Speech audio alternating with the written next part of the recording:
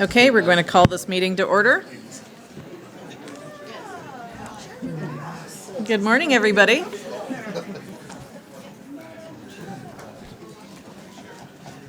Okay, welcome to the regional meeting on Thursday, May the 24th, and I'm going to do roll call. Absent, we have Chair Dale. On a personal matter, Councillor McFadden on other municipal business. Councillor Miles is on vacation, and Councillor Groves is away. That looks about right?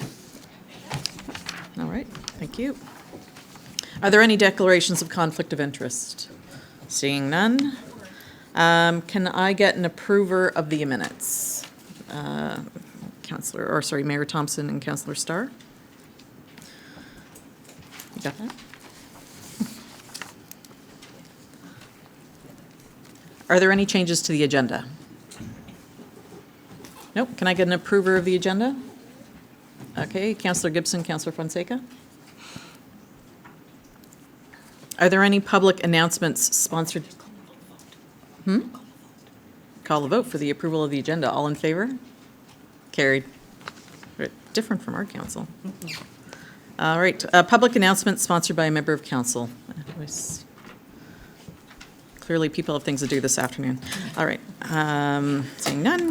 On the consent agenda, I'll go through each one. Items related to health, 8.1, 8.2, 8.2.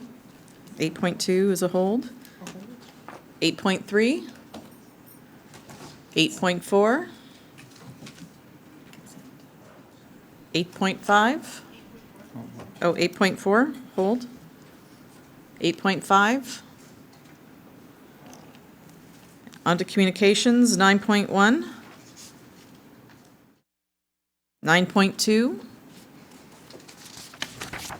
9.3.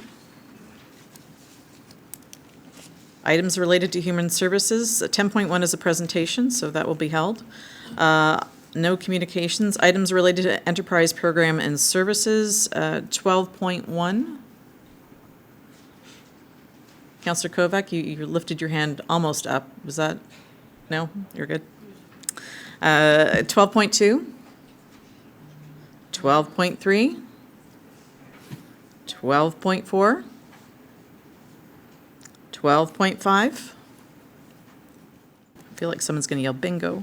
12.6. 12.7 will be held, so that won't be on consent, so Councillor Fonseca will deal with that. 13.1. Items related to public works, there is a presentation for 14.1, so that will be held. 14.2. 14.3. 14.4.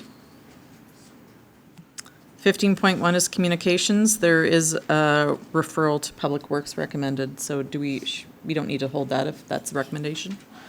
All right. And I'm assuming we are going to be holding all the notices of motion.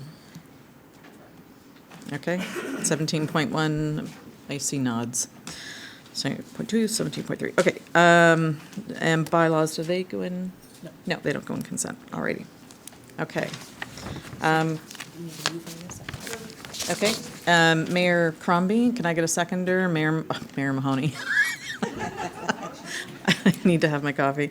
Councillor Mahoney is second. All in favor? No. Nope. This one's a recorded. This is recorded vote.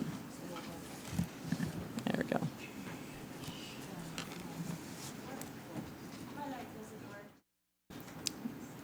Oh, Councillor Groves, did you come? Not on at all?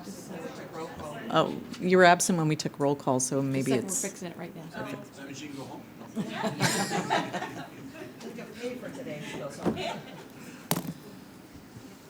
Okay, we're gonna, Councillor Grove, can we record you as affirmative?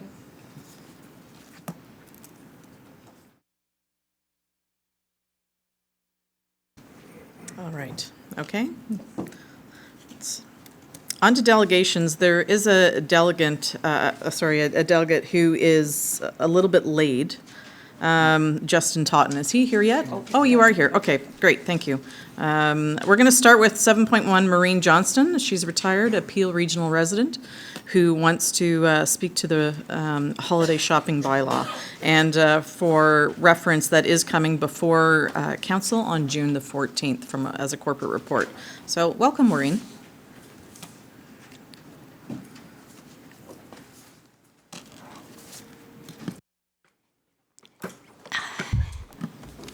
And you have 5 minutes. Okay, thank you very much. I'm not sure of how this works because I've never done this before.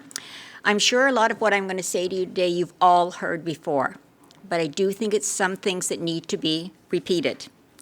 I'm here today as a former retail worker, grandmother of a teenager who worked her way through high school in retail, and mother of a daughter who's been in retail for over 30 years.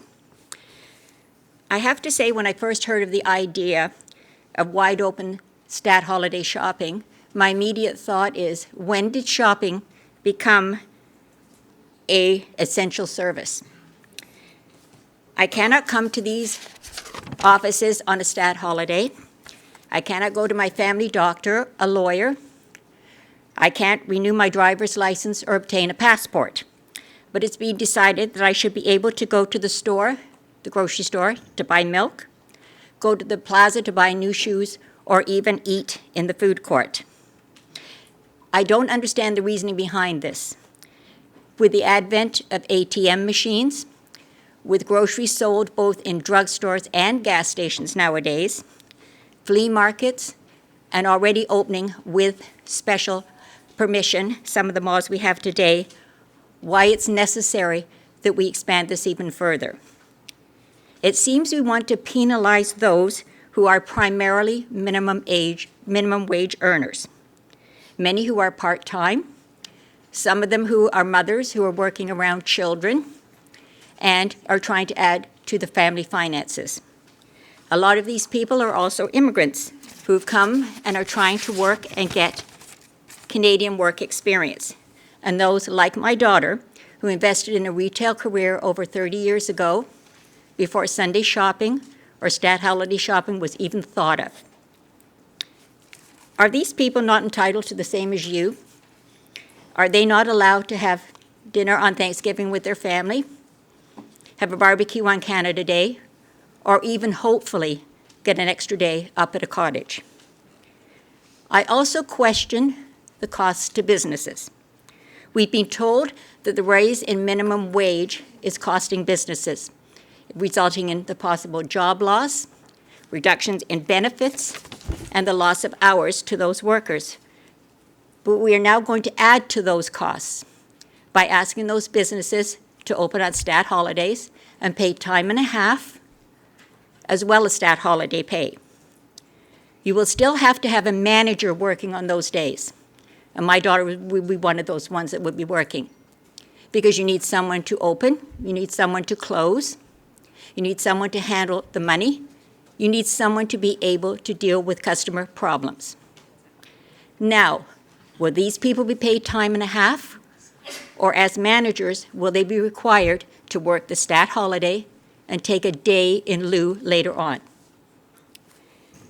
I worked in retail when Sunday shopping came into effect. It was said it would result in more jobs, that it would result in increased businesses for companies, and no one would have to work on a Sunday if they wished not to.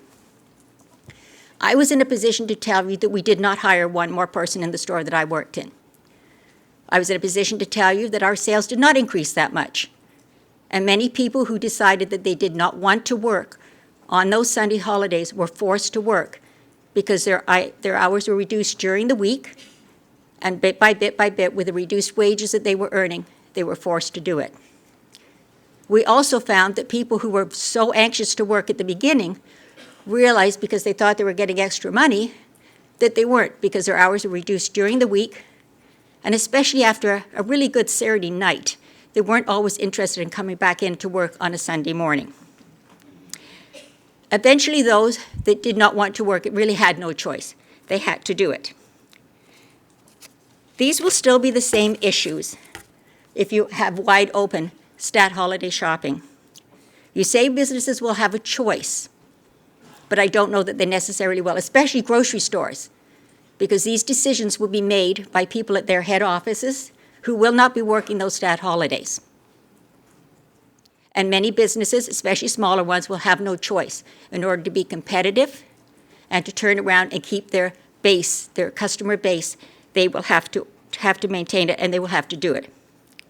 I'm not going to go into a long story about family values and being home with your families and that, because you've all heard it before. You heard it before Sunday shopping, and that is not going to change. I do feel, however, that there are more negatives than positives to the idea of wide open stat holiday. In closing, I know that there are many, many, many people who feel it is their right, that they should be able to shop whenever they have busy lives, etc., based on many, many reasons. But I was once told a long time ago, in order to exercise my rights, I'm probably stepping over somebody else's. And in this case, it will be those who are working in retail. So thank you very, very much for your time. Thank you very much, Maureen. Councillor Parrish.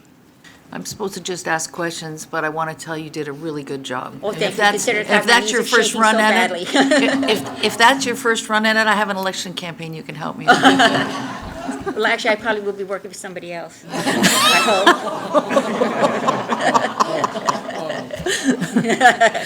I see no more questions. Thank you very Okay, much for coming thank today, you. Maureen. Next, we have Justin Totten, another grocery store worker, so also regarding the holiday shopping bylaw. Come on down, Justin. You have 5 minutes as well. Same seat? Should one is on there? Okay.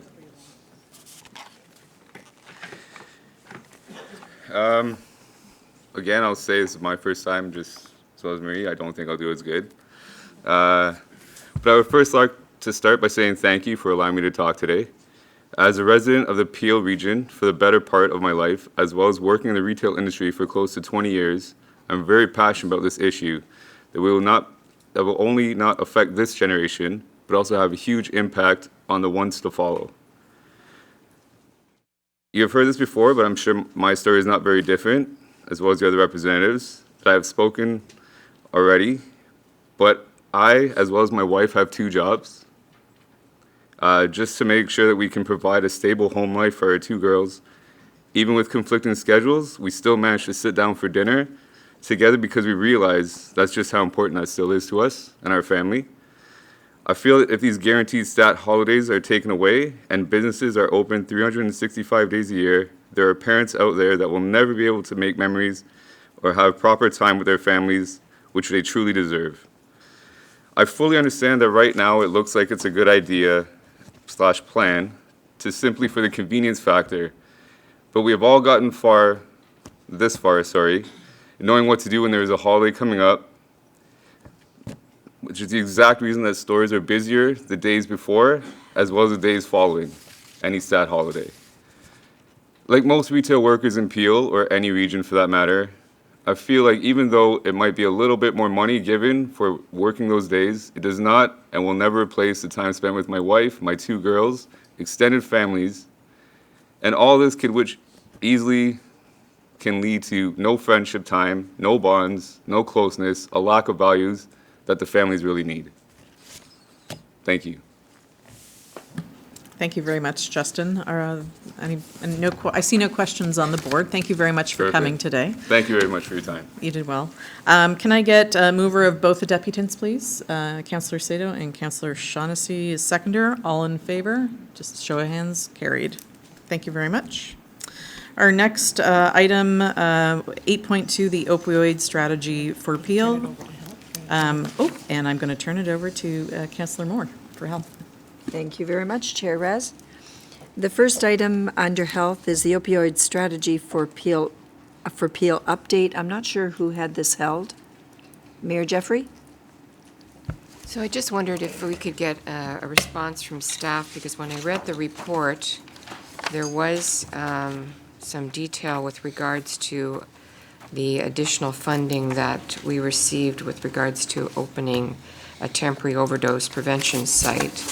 That was temporary short-term funding of 6 months, and because there was some public pressure not to open this site, I wonder Because what I read in the newspaper was that it was going to open in mid-April or early May. That time has passed, and there's nothing in the report to indicate another location has been chosen. And it's kind of alarming when you read that opioid-related deaths continue to rise. So I wondered if staff had been able to find another location. So through the chair, the Region of Peel did not apply for funding and exemption as part of, for the overdose prevention site. This was the Peel HIV/AIDS Network who applied for the funding. Public Health actually did not recommend applying at that point in time because we wanted to do further consultation with the community and also understand whether or not an overdose prevention site was going to be effective in that area. You need specific density, and you need to know that people will actually travel to use it in order to place one appropriately, and we felt that further work needed to happen to do that. We are actually undertaking that right now and expect to have a report probably around the end of the year that will give us a better idea and put us in a better position to be able to make a recommendation about whether or not we should have this in Peel. If so, where it should be located. Should it be, for example, a mobile site instead of a fixed site? Currently, Peel HIV/AIDS Network, as you mentioned, was not able to secure a location for the overdose prevention site. Because we are in the RIP period currently, even if they find another site, nothing could be approved by the Minister of Health and Long-Term Care until after that period passes. However, Public Health is going to continue to do our work in order to do consultation with the community around supervised consumption services. And at that point in time, it can also be an opportunity to do some education, because I think there's a lot of misunderstanding about overdose prevention sites and supervised consumption sites, which are actually very effective in terms of reducing the spread of bloodborne infections such as HIV, reducing overdoses, and decreasing injection litter such as discarded needles in the community. It's very helpful. Thank you. Councillor Anika? Thank you. I wasn't going to speak to it, but I'm so glad Mayor Jeffrey brought it up. 2 weekends ago, my wife and I went for a little family trip to Vancouver for a weekend and stayed right in the heart of Vancouver. If you haven't been recently, go. An incredible, beautiful, walkable city, and kudos to their mayor and their councillor for what they've done. But one of the days as we were getting in a cab, just because we were in a cab, I said to the driver, "Can you drive me to that part of town where you..." And he said, "Why?" I didn't want to give him a line, it's part of my work, so to speak. And I don't know that my wife and I, in all the years we've been together, and it's 32, and in all the places we've traveled to in the world, and it's quite a few, have ever seen anything more depressing in our lives. It was early morning, it was 10 or 11 in the morning, and the opioid drug use was rampant and very, very visible. The way you would go grab a cup of coffee, people were injecting themselves openly. And it was interesting, my wife thought, isn't this a bit of a blight in a community like Vancouver? And I said, yeah, the human tragedy's the worst story. It was just like nothing I've ever seen, that in a prosperous country like Canada, in a city like Vancouver, by the way, that regularly is on the index of the best cities in the world, right? Kudos to Vancouver again, that it would come to that. So I just hope it doesn't come to that. And may I say as well, these people, and I hate to use that phrase, these people, they're the downtrodden of life. I don't think they mean any harm to anybody. You can see that they just were dealt a bad hand somewhere, and this is what their lives have become. And to think that in a society with the wealth that we have, that it would come to that. Now, because of that, I spoke to some community leaders while I was there, and it's a very interesting problem in that, on the one hand, and I don't know if it's West Coast politics, on the one hand, the right-wingers, we got to clean this up, and this isn't right for our part of town, and on the other hand, but it's laissez-faire, people are allowed to live their lives, we don't want to force them off the streets. Very challenging to deal with some of them and respect their rights. And I got a little bit better appreciation. I guess my only message is, we can't allow it to come to that. And if you see it firsthand, I don't think there's any human being in the world that would disagree. We can't allow it to come to that. So it is a crisis. I think I've seen what can happen at its worst if it persists. I hope them well in Vancouver. I hope we don't become like that, and we need to be vigilant to not become like that, for whatever that's worth. Thank you. Thank you, Councillor. Mayor Crombie. Just wanted the opportunity to respond to Councillor Unika's comments. Mayor John Tory had a Mental Health Summit a few weeks back and had the opportunity to speak on some of our initiatives. And Gregor Robertson, the mayor of Vancouver, was present as well, and he did quite a detailed presentation on how they are stemming the use of opioids. And the crisis seems to be making a turn for becoming better under control. They've really done an incredible job taking charge of this terrible epidemic, as we well have witnessed. So I didn't want to leave the impression that nothing was being done and it was utter chaos. But certainly those who are injecting themselves in the, let's say, the comfort of their own home are more likely today to face an overdose and die as a result than those on the streets, because of these mobile units that are out and because of the visibility and the naloxone training, et cetera. So they really have taken control of the crisis and have made a lot of progress. So, your message was quite compelling, Councillor, but certainly they're acutely aware and really dealing with it in the best way they can. And he brought many of his best practices to us at the Mental Health Summit, and so maybe we can, if you'd like, we can get the notes and the presentation and share it with the council. We can make arrangements for that. I see my chief up there. Maybe we'll get him to call it in. Okay. Thank you. Thank you for that. Yeah. Thank you, Mayor Crombie. Councillor Palashi. Thank you very much, Madam Chair. I too wasn't going to weigh into this until after a couple of the speakers. A couple of things that I guess I understand that, mental health and the opioid crisis is new to us, and so we slap them together. Unfortunately, in my opinion, they have nothing to do with each other. The opioid crisis happening now is, I think, more so about addiction. Addiction is also a disease, and I think, it's not like you can't give a pill to treat a pill. It's something has to be done with the way we we look at addicts and the way we treat addiction. In our addiction facilities right now, they're treated like a number, and it's very easy, from what I've been told, to even purchase drugs inside the facilities.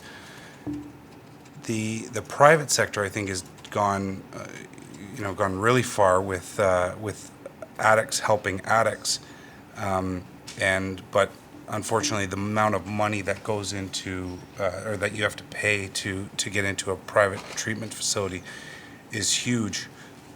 I've gone through the report. I've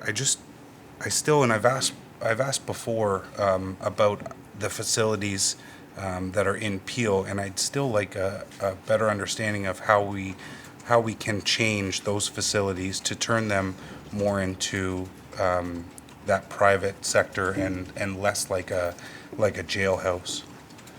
And if that's something that you can comment on now, great. If not, we can take it offline and have a discussion about. Dr. Hopkins? Yeah, so through the chair, public health is not involved in the treatment sector for mental health and addictions. That is the LHIN, who has responsibility for the adults, and Peel Children's Center, who is the service system organizer in youth. And I certainly agree with you that work needs to be done in the system, and we work with them as part of the opioid strategy. The LHINs lead the treatment pillar, and so we're hoping as the strategy progresses that further work will happen to be able to allow people to obtain care when they need it in a way that is of high quality and meets their needs as people. Okay. Councillor Groves. Thank you, Madam Chair. Through you to Dr. Hopkins. Where is, and I heard what you said about the LHINs managing this, but a lot of the responsibility does fall on us here at the region. And so where is the province with respect to funding? Because this is a huge problem. And Councillor Palashi, to your point, I do believe that mental health and this, it sort of goes hand in hand, because a lot of folks who suffers from mental health turn to they turn to other things to help them or deal with whether it's good or bad. But where is the province on this? So through the chair, public health's role in the mental health system is around mental health promotion. And so we're very upstream. So these are things like building strong attachment during the early years, building resiliency in youth. And so we do work with the schools and the school boards. The treatment sector, the funding flows through the LINS or Peel Children's Center. My understanding from those groups is, not surprisingly, that the funding is not sufficient for the population and the needs here in Peel region. I would not be able to provide you with details on what the funding needs are for those groups, but I do know they feel it's not sufficient and have been advocating for further funds from the province. Okay, thank you. Councillor Anika. Thank you. Just briefly, I want to thank Madam Mayor for sort of tempering my comments. I did want to make the point that while we were there, a great deal of social service workers there, and what you found out was, and this is my point about, we have to help them at the front end. So many of the challenges were because of mental health issues or other challenges.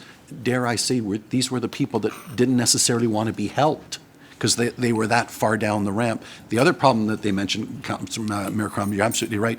You think you have a affordable housing problem in Toronto, Mississauga. Come to Vancouver where everything's twice as much to begin with. So it's an enormous challenge, and there's no question they're trying to bring as many resources as they have to bear. I guess the point that I was making is we really can't allow it to come to that, because once it's come to that, you just haven't got the resources to deal with them. So I know Brad Butts here, we're talking about helping out people in Peel and all the initiatives that Brad worked on for years. We got to give them $1 at the front end instead of $6 or $7 at the tail end. So all of these issues that we've been discussing, if I want to elaborate, I'd want to add that. But as I said, the fact that they, and this was the other challenge, you can't help people that don't want to be helped. They can't just take you off the street, nor do they want to. And I'm saying, you know, I've worked at this 30 years. It's not an easy fix. Though, Bonnie, you're absolutely right. They're trying with all their resources, and I could see them on the street. But we need to we need to redouble our efforts is really the message I wanted to convey, and I agree with you entirely, Madam Mayor. Thank you. Thank you very much. Councillor Sprovieri. Yeah, thank you, Madam Chair. Just a question to Dr. Hopkins. Is this a North American problem, or is this a worldwide problem, this opioid? Would you know what's happening in, say, Europe? We're fairly compatible in, you know, income and so on. Yes, through the chair, this is certainly a North American problem, and Europe has problems as well. As much or less or more, or about the same, would you know?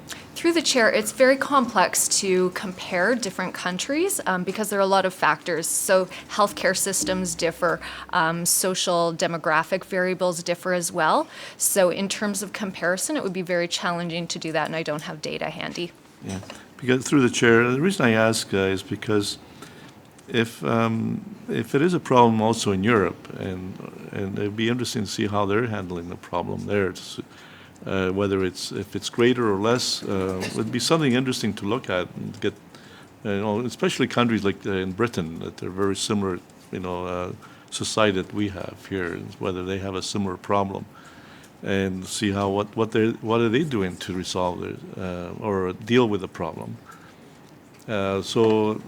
Would it be too much problem to really try to get some information for us, see what's happening elsewhere? So through the chair, if I can clarify what the request is? The request is to compare Canada, U.S. With other European countries, and see if they have a huge problem like us, what are they doing to deal with the problems with this problem, or if it's less, then maybe we can learn from them at what they're doing right in their countries to keep this problem away. Basically, that's what I'm asking. Yes, thank you. Through the chair, so yes, we do look at what happens in other countries as well as best practices, particularly from Vancouver, which has been managing this problem for much longer than us, and we can certainly bring that information to council at a future report. Great, thank you very much. Okay. Thank you, and if I could offer some comments, I think the experience of the Peel HIV AIDS Network when they applied for the funding that was available to respond to the opioid crisis, from the time of application to the time of approval was 2 weeks. And so as a result of that, because the intent was to have the funding hit the ground and put into action quickly, there was a suspension of the requirement for public consultation. So I think there's a number of lessons to be learned through fans' experience. Certainly the short timeline, and we value public consultation. They were not required to undertake it because of the 2-week approval process on that. The other is, with their experience, is finding a willing host in terms of a landlord. You know, it's easy to sign a lease, but when they find out what the purpose of the operation is, you know, having worked as the area councillor pretty closely with FAN and with staff at the city and the region, when they found out that it was going to be a safe injection site, they got more than butterflies in their tummy, and they failed to sign the lease. So I think there's a role for the municipal government, both local and regional, to work with whatever group, and that's why the mobile unit is perhaps a better approach to that. But even the mobile unit will need a willing host in terms of who is going to allow them onto the property at what times of the day or what time of the week in order for the clients to access it. And there is a role for the lower municipality with regard to that, if they're going to be on municipal streets or on municipal property. And I really want to compliment Nancy Polsinelli as the commissioner, the medical officer of health, and the staff in the health department, and our legal team and our council at the City of Brampton, because we recognized and wanted to do what we could do in order to assist them to have that funding hit the street. The difficulty was that the clock was ticking and the writ was being dropped, and there just wasn't an opportunity to get all of the a required extension to the funding first and foremost, because finding a landlord was just proved to be an impossible task. So I thought it was important to lend those comments to the discussion. I think that their experience gave us a lot to work with as we move forward and how we would roll out a program. Mayor Mayor Jeffrey, you asked that this be held. Can you please, would you like to move the report?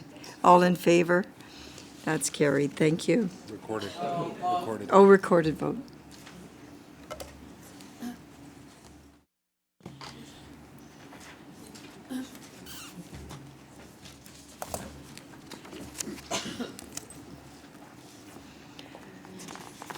That's it. That's all you got, right? And that's carried. Thank you. The next item that was held is item 8.4. Councillor Parrish, you asked that the update on enhancements to the Peel Low Income Seniors Dental Program be held. Yeah, I just had one question through you, Madam Chair, on page 4. You talk about other budgetary considerations and make the point that as costs go up to the dentist, our costs go up. Do we have still a long waiting list, or are we handling it well? Through the chair, we have a waiting list of approximately 300 people at this point in time. The wait is approximately 3 months. That sounds not too bad. Thank you very much, and I'll move the report. I am pleased to see we're keeping our powder dry and see what comes out of the election, and then we'll revisit it. Thank you. Councillor Groves. Thank you, Madam Chair. Councillor Parrish asked my question about the waiting list, so that's good to hear. The other question I have was with regards to the relining of the dentures. So are we paying just to reline dentures, or does the program include new dentures? Through the chair, so yes, the program includes new dentures, and the reline happens later on in Yes. the process because people's mouths change. Sometimes they may have additional tooth extractions, and so this is to give them a better fit so that the dentures will be functional at that point in time, so it's both. And so is it just one reline we pay for? Because sometimes they may need a couple of relining?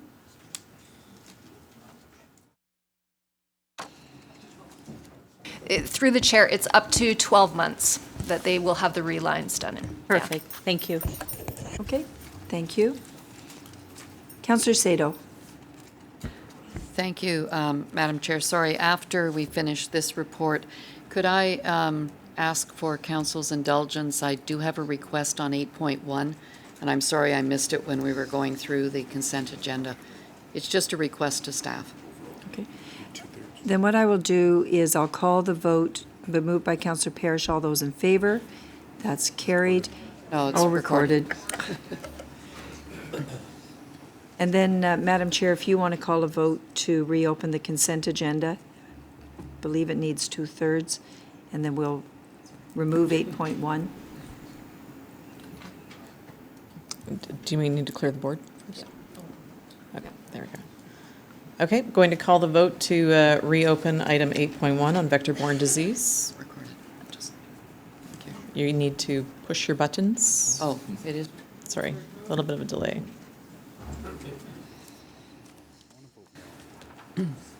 I'm sorry. I'm sorry. That is carried. Back over to you, Councillor Moore, to entertain the questions. Thank you, Chair. Councillor Sato. Thank you, and I apologize for that, but it's a question to staff. In the report, this is with regard to the vector diseases, Lyme disease in particular, and the information in the report says that information will continue just to be on the website.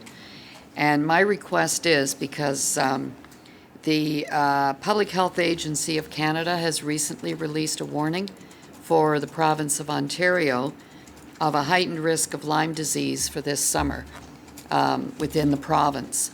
And this came from the Ontario government release. So I know other municipalities, ticks have been really, really bad this year already. And in my area, I'm getting a lot of reports of people walking their dogs in parks, coming home. They have ticks on them, they have ticks on the dogs, and a lot of concern.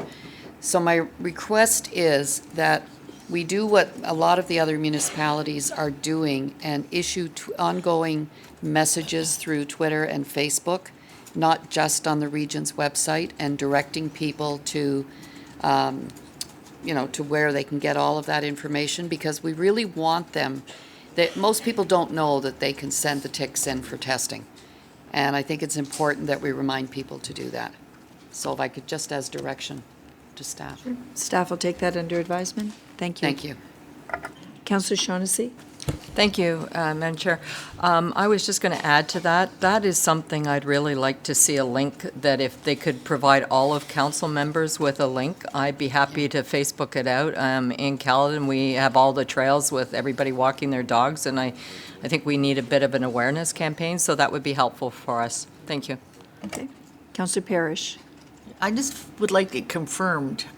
My daughter and I go to the same vet. Her vet said, you got to get them on tick medication right away. His assistant, when my husband took our dogs in, said, no, we don't have it in the GTAA. Do we have it in the GTAA, and do I get to fire my vet? That would be the GTHA? Whatever.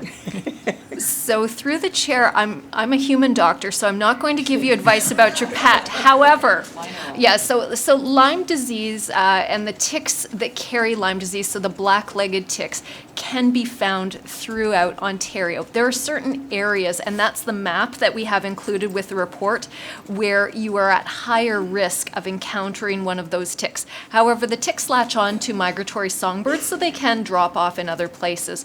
So southeast Mississauga is the highest risk area in Peel region, and you can encounter them in other areas as well. So we recommend that all people take protective measures. And you'll have to talk to your vet about the protective measures for your dog. That's getting fired.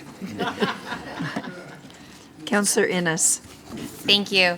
It's funny because I was meeting with a resident earlier this week who had a concern about it, and one of her concerns was when she did call in, it was asked that she drive it to a location in, I think it was Mississauga. So is there a way that we can work through our intermail office, the same that we do with our water testing, that they can drop it off in their local municipality to be sent through to the region to be tested? So through the chair, I'll need to look into that, and I'll find out what the locations are. We can share those with councillors as well, and we will try to make it easy for residents to be able to submit the ticks. Thank you. Thank you very much. Councillor Palashi. Thank you, Madam Chair. Just wondering if we have notices of, I'd like to see more of a map of the region, but I was wondering if we have notices in the parks for owners to, when they're walking their pets or in any parks throughout the region. That's something that we could look into. Yeah, through the chair, I'll need to look into whether or not we have any notices up in the parks. I do know that, so currently, we don't have any endemic areas or established areas with ticks in the region, and we do continue to do surveillance. So we take a flannel cloth out and drag and find ticks, and then we test to see what kind of tick they are, whether or not they're the type that carry Lyme disease. And so if that were to happen, that would certainly flag for us that we should probably be doing more specific targeting, but we'd really have to look into where the risk areas are, because most of the ticks that people are finding on themselves and their pets are dog ticks, and they do not transmit Lyme disease, but we can look into that further. Okay, and then additionally, I didn't see in here that we were working with the conservation authorities, and from my understanding, I think it was last year, they had those white sheets that were dragging through the conservation authorities as well. Have we had a discussion with them? Through the chair, I believe we do work with the conservation authorities, and it's actually public health that was doing the tick dragging. Okay, great, thank you. Okay. I think that's a good point, Councillor Palashi. I think we have an opportunity to raise this at our area municipalities, whether it's the dog park, just putting up a sign to Councillor Sato's point about raising awareness. People who use the parks to walk their dogs probably may have a cottage that they take them to or things like that, and just directing them to the regional website might be one more way to spread the word. Thank you. Councillor Sato, would you like to move the report? Yes. All those in favor, recorded vote? No recorded vote this time. All those in favor? That's carried. Thank you. I'll turn it back to you, Madam Chair. Thank you very much, Councillor Moore. Items related to human services. Can we have Councillor Medeiros chair this? Thank you. Thank you, Madam Chair. At this time, we will go to item 10.1, a presentation by Susan Finn, Director of Early Years and Child Care Services, and Lori Walter, Executive Director of Bridgeway Family Centre, regarding service delivery model to create equitable access to high-quality early Ontario child and family programs. Welcome. Thank you. Thank you. Good morning. My name is Suzanne Finn, and I'm the Director of the Early Years and Child Care Services for the Region of Peel. Joining me is Lori Walters, Executive Director of Bridgeway Family Centres, one of Peel's current service providers for the Early On and Child Family Centres. We're very pleased to be here today. As Council will recall, in October 2017, staff presented the Region's new mandate for the Early On Centres in Peel. At that time, Regional Council directed staff to review Peel's system of child and family programs. Staff were asked to determine what was needed to deliver on for the family programs, to deliver the Early On mandate to meet all needs of families for Peel, and report back to Council with a recommendation, which is why we're here today. We're presenting a new service delivery model for the Early On Child and Family Centres. As a service system manager, the region is now responsible for local oversight of the Early On centers in Peel. As Council is aware, previously these programs operated under different names, governance structures, funding models. Over time, a lack of system-wide planning has contributed to inequities in program access. In addition, static funding over a decade has limited providers' ability to realign services to respond to shifting local needs. In the region's new role, the service system managers are accountable to plan locations, deliver free, high-quality, universal programs, and to develop and administer local policies. Through this role, we have an opportunity to transform the existing system based on local evidence to create equitable access. While this role expands the service system manager's current responsibilities for licensed childcare system, it's important to note that the Early On centers are different than licensed childcare. These centers provide parents, caregivers, and children with the opportunity to participate together in free programs for the early years. The Early On centers directly contribute to the region's vision for Community for Life. They support all children to achieve their mental and physical potential and promote the overall well-being of all families. I'm pleased to represent the Peel Early On service providers. Many of them are here today to share with Council what an Early On centre means to our children and families at Peel. As one of the service providers, I'm really passionate about serving families and ensuring that everyone has a quality early on experience. If you visit one of our centers, and as I look around, many of you already have, you'll see a wide range of experiences happening at the same time. One you may see is grandparents who have come from their home country to care for their grandchildren, like Lee G. In a new country with no English, an infant and a toddler in tow, it's an overwhelming task. But at an early on center, he attends programs in Mandarin and connects with other families who are in the same situation. Lee G was so thrilled with the positive changes that he saw in his grandchildren's development that he wanted to show his appreciation. So one day, unexpectedly, he brought his piano into the center and he started to play. And the staff quickly called me, and I was actually local, so I stopped in, and he had all the children dancing in the whole center. It was heartwarming to see that. He created a sense of community right there on the spot with all the families, and no English was required. Early on centers provide opportunities for children of all abilities to learn through play and exploration, and to have fun. Parents and caregivers have the opportunity to access staff one-on-one when they're going through some of those more difficult times. We all know that parenting is a demanding role, but imagine if you have some additional challenges like postpartum mood disorder, or being new to the country, or supporting a child with special needs. I think of one of our moms, Preet. She was so relieved when she came to the Early On Center, and staff connected her with another mom who was going through the same thing. She was able to speak to staff, get her questions answered, and build a network of support through other connections with service providers in the community. Given the diversity in Peel, I could share similar stories of family experiences from all different faith groups, from different cultural backgrounds, from different income levels.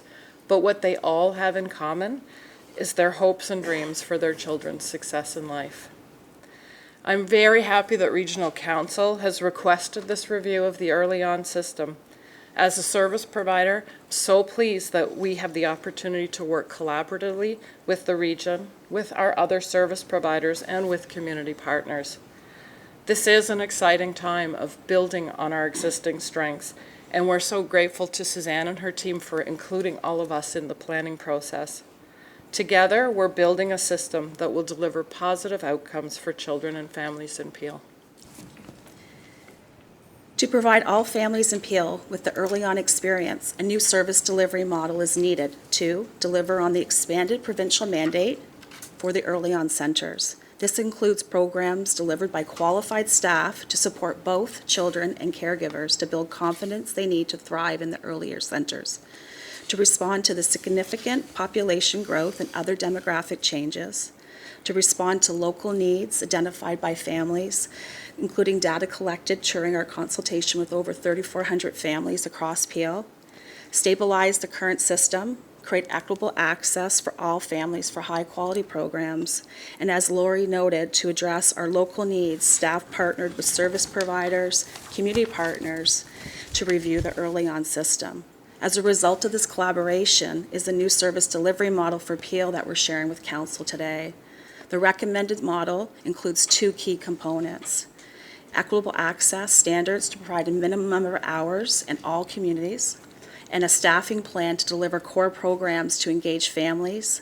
Staff include registered early educators, professionals trained to support children with special needs, and staff focused on community outreach to reach vulnerable families and connect them to service. To implement the new service delivery model by 2022 and to achieve a 48% increase in program hours, a regional investment of $3.94 million is required. This is additional to the provincial allotment of $11.8 million. The regional investment required will be brought forth through the approval through the annual budget process. In 2019, an initial investment of $1.53 million will be requested. The model will be implemented in partnership with service providers, and in some cases, existing services will be relocated to either improve program space or to create more equitable access across Peel. The transition is planned over a 5-year period to manage the pace of change and impact on service providers and families.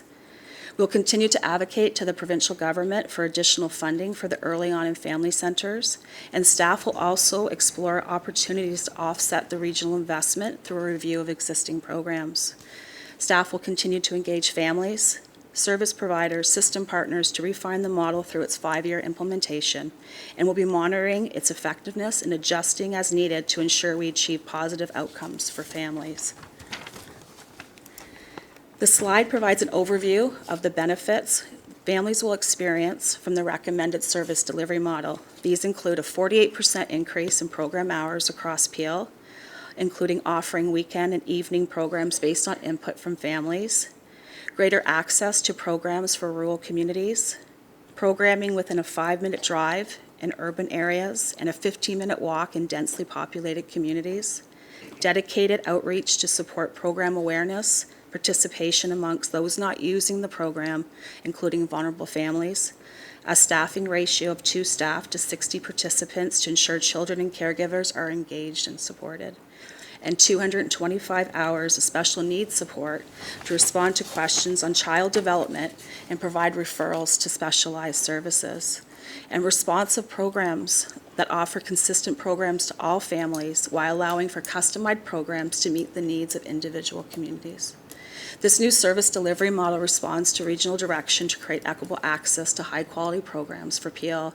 The new model will support children to achieve their mental and physical potential, connect families to information they need to thrive, and contribute to our vision for Community for Life.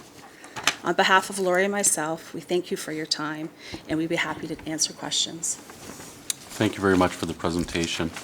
Councillor Groves? Thank you, Mr. Chair, and thank you both for your presentation, and I certainly support this program, and I recall when Ernie Eves brought this program and announced it in Caledon at the Caledon Parent-Child Center, who they are designated to providing this program. And currently, they're the only provider in Caledon, and I think in Brampton and Mississauga, I think you have a few providers, but right now we just have one in Caledon. My question to you is with regards to the process, the application process, which is, I guess this is a new process that you're looking at doing. So when you, I guess it's sort of like putting it out to tender. Right. And other providers can apply. And so, given that Caledon's a much smaller community, we only have 70,000 people, and so the provider that we currently have, which is the Caledon Parent-Child Center. Right. When you put the application out there, or you call for application, others can apply. Do you give consideration to the existing providers? How does that work? So yes, we do. Through the chair, yes, we do. So it will depend. So if we're expanding hours in a current center, then they would remain the current center. If we have new space, which in Caledon we do have new capital space that we'll be entertaining, then we will be putting out an application, and then we will be having a transparent process in order for people to bid for those locations. Within that application, the key component is having an understanding of the early years sector, and then also having an understanding of the community. And I think those are very key, two really key things to consider. And it's also the continuity as well. Because you really need people that understand the community, knows the community, and certainly I mean, I'm not here to advocate for the Caledon Parent-Child Center, but I know what they've done over the years and the job that they've done over the years. And I guess, you know, the one size doesn't fit all for Peel Region, and we know this with several things. I mean, we talked about it with the growth and policies and things like that. And I think that those are things that we should be considering when we look at the 3 municipalities and how they sort of work, and they're a little different. Caledon's a little different. So I hope that you will give consideration, and I think you just said you were going to, so thank you. But I think it is important to have continuity there and consistency. Thank you. Thank you, Councillor Groves. Councillor Sato? Thank you. You knew I was going to ask you the Yes. question. And you know the question I'm going to ask. Thank you both for being here today. I think the proposal is great. It's a very important program. It, we were talking earlier about starting to raise the children early on and to prevent some of the issues that might occur as they get older, becoming youth and then adults, that these beginning years are so critical, and many of the parents don't have the resources. So I think providing those additional supports is very, very important, and I'm very happy with what you proposed. My big concern, I guess this applies, I think, also to Councillor Mahoney and I. As you know, the Dufferin Peel District School Board decided that they did not want to run the programs in the school. So I have lost a program in my ward where there's an extremely high demand.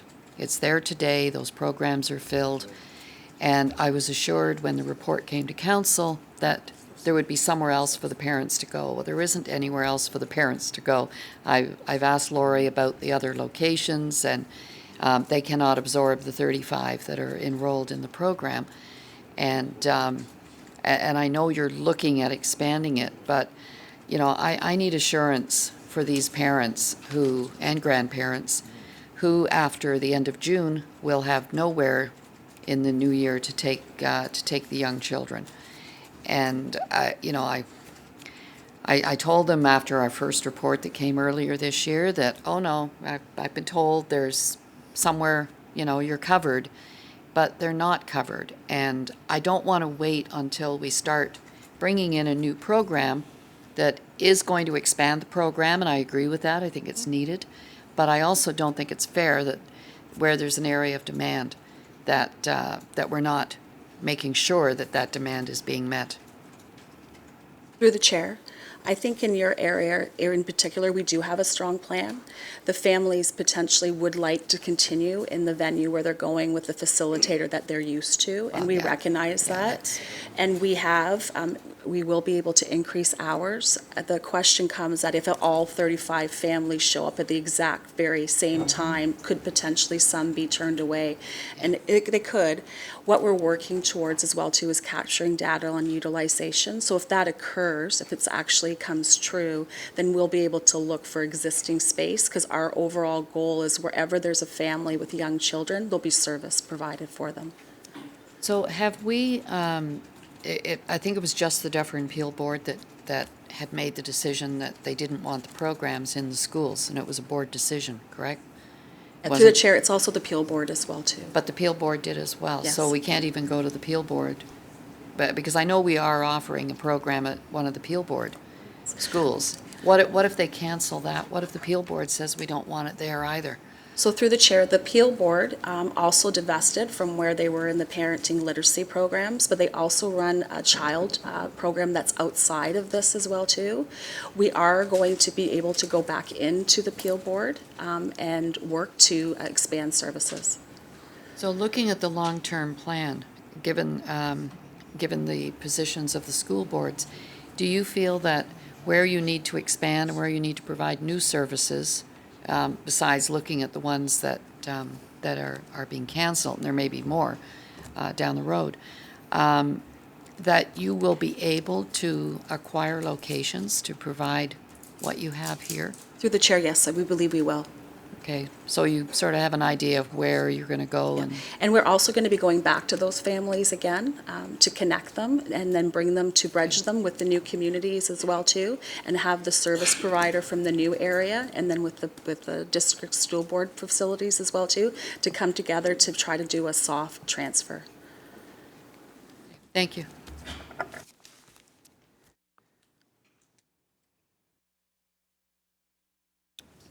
My apologies. Councillor Moore. Thank you very much.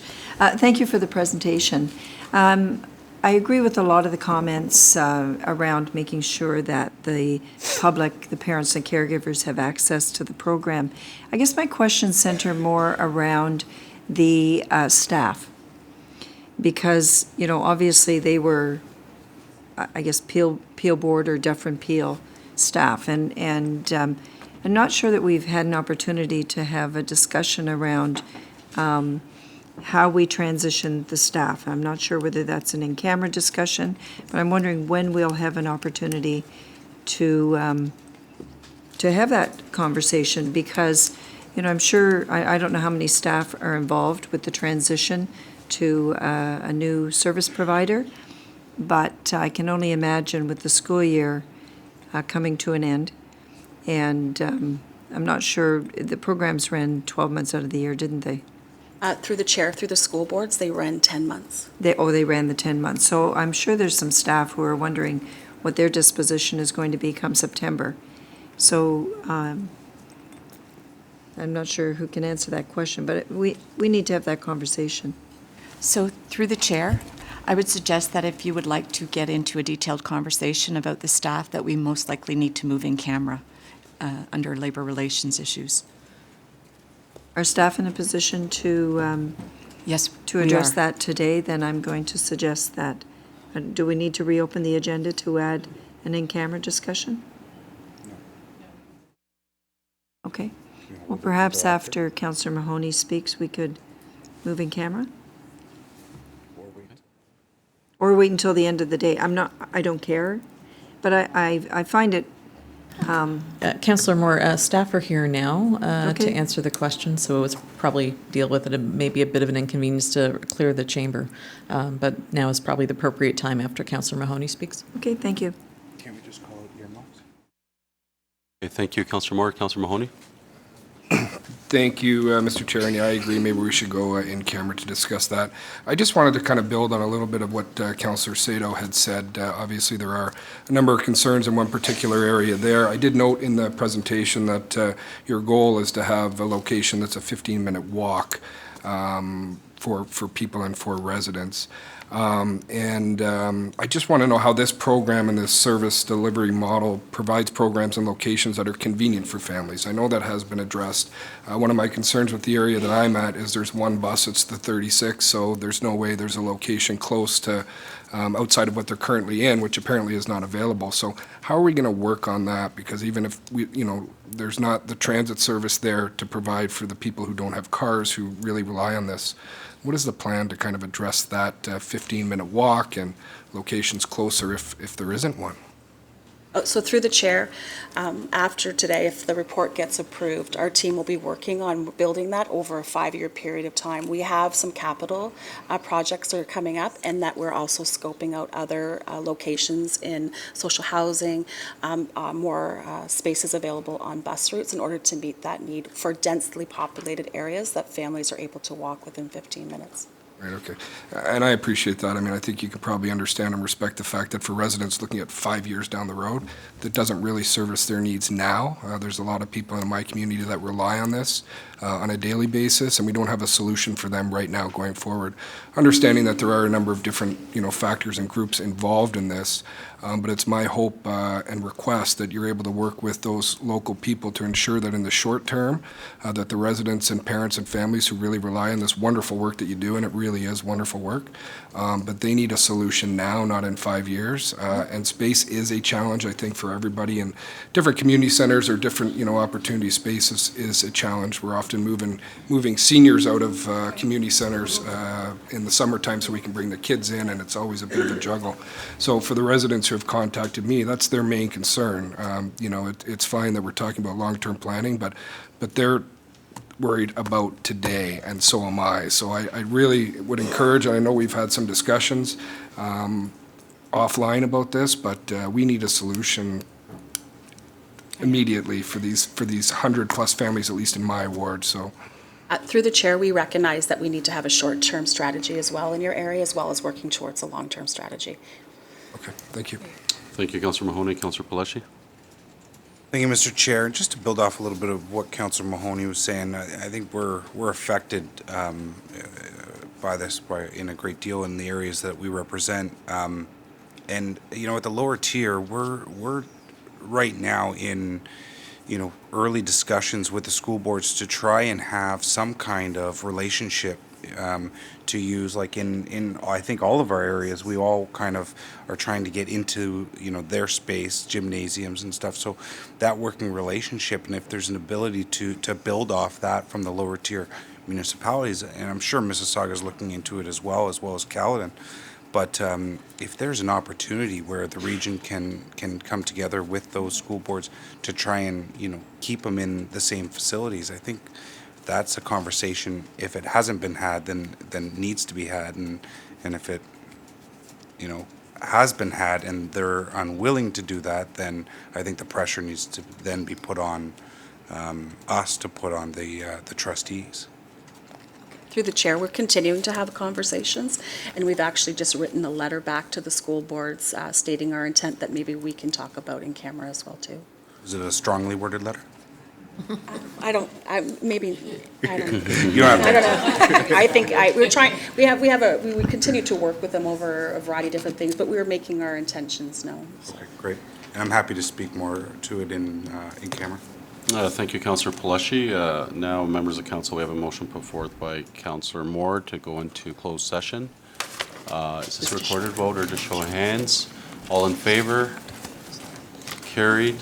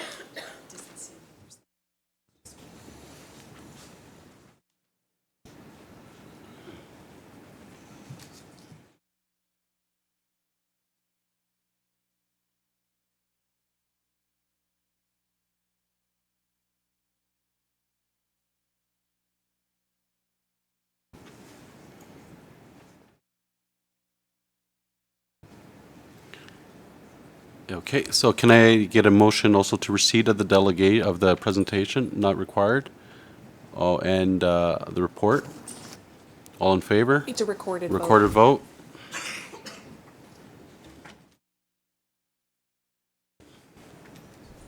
You also need a mover in a second. Moved by Councillor Kovac, seconded by Councillor Unica.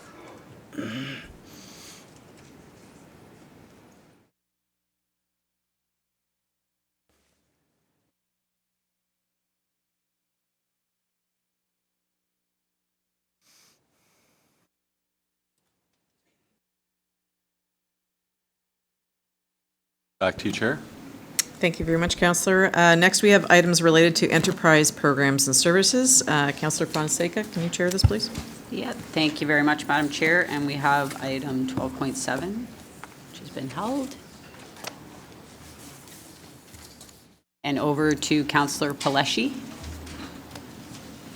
Item 12.7. 12.7 Yes, with regards. thank you, Madam Chair, and I'd like to withdraw the motion that I put on the floor from the emergency committee. I understand that staff have talked to the municipalities and everybody's on the same level, which is always good. Okay, that's great. Are you going to replace that And with? replace it with this motion. Great, thank you. If everyone could read the motion on the board, which is the staff recommendation. And we need a seconder. And Mayor Thompson, you're on the board. You'll second.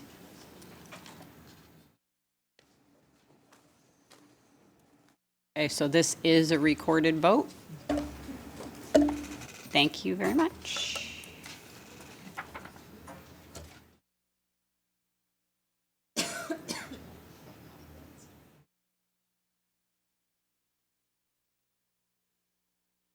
And that passes. And thank you. And I believe that is it. Back to you, Madam Chair. Thank you, Councillor. Next, we have items related to Public Works, and this will be chaired by Councillor Stark. Okay, we have a presentation by Sean Hewitt, 14.1 on your agenda.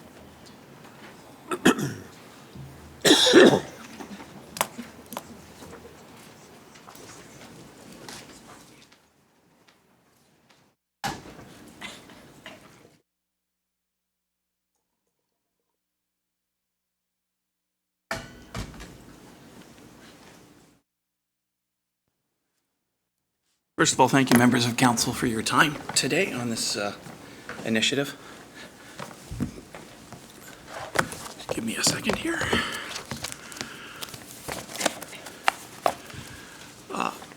The purpose of this presentation is just to highlight some of the aspects of our strategy that we're moving forward with on the green fleet. It by no means covers the whole strategy or all the detail.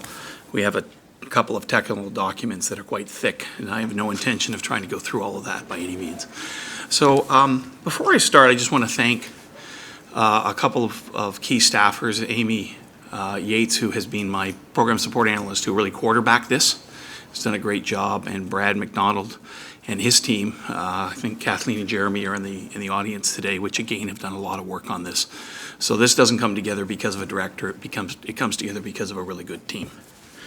So as a preamble to this presentation, when it comes to green fleet strategy, and I don't know who said this, but a green fleet strategy really is a journey. It's not a guided tour. As the world changes, and probably since I started this presentation, somebody's come up with a new technology. We're really going down an interesting path, an exciting path, but definitely a path of change. So in putting the strategy together, there's really three areas that we focused on. The first one is technology. And that's looking at two types. The first is the fuel that's available, and then the second is the vehicles that use that fuel. And the key for us from a fleet perspective is, have we commercialized that mix?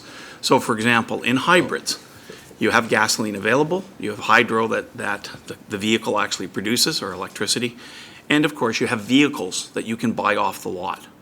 And as we go down this path over the next 10, 20 years, that's really what we'd be looking for, is as technologies come on, have they been commercialized?